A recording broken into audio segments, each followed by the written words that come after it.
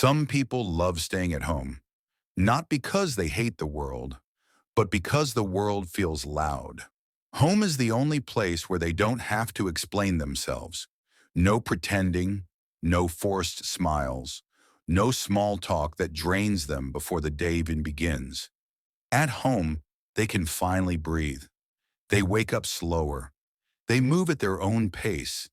They don't feel watched, judged, or compared. They can exist without performing. And for a lot of people, that feels like safety. Growing up, many of them learned early that being outside meant being on guard. You had to fit in. You had to be normal. You had to talk when you didn't feel like talking, laugh when you didn't feel happy, be strong when you were tired. So over time, home became more than a place. It became a shield. When they stay at home, it's not boredom they feel, it's relief. Relief from expectations, relief from noise, relief from being misunderstood.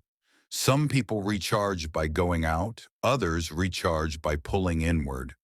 And those who love staying home are usually the ones who feel everything deeply. They notice tones. They notice energy. They notice when something feels off. Crowds drain them not because they hate people, but because their mind never stops processing. Every conversation stays with them longer than it should. Every awkward moment replays in their head. Every comment echoes.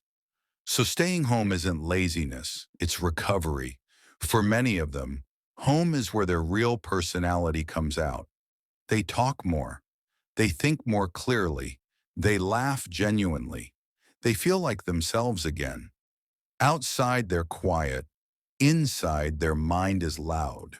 Some people who love staying home have been hurt before. Not always in dramatic ways.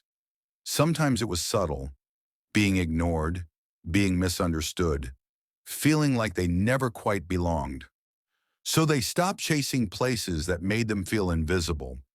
They stopped forcing connections that felt empty. Home doesn't reject them. Home doesn't rush them.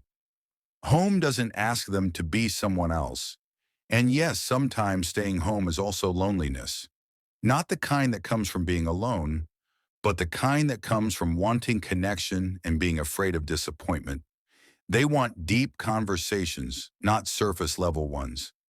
They want comfort, not chaos. They want to be chosen, not tolerated, so they wait.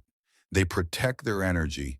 They choose peace over presence. If you love staying at home, it doesn't mean you're broken. It doesn't mean you're antisocial. It doesn't mean you're wasting your life. It means your inner world is rich. It means silence feels full, not empty. It means your mind needs space to rest. But here's the part people don't talk about. Sometimes staying home becomes a hiding place, a place to avoid pain, a place to avoid being seen, a place to avoid the risk of connection, and that's when it starts to hurt. Because humans still need humans, even the quiet ones, even the tired ones, even the ones who love staying home. The key isn't forcing yourself to go out. It's understanding why home feels safer. Is it peace or is it fear? Both are human. Both deserve compassion. If this feels like you, you're not alone in it. There are many people sitting in their rooms right now, scrolling, thinking, feeling, hoping someone understands without asking them to change. And maybe this video is that quiet reminder that loving home doesn't mean rejecting life. It just means you need life in smaller, softer doses. And that's okay.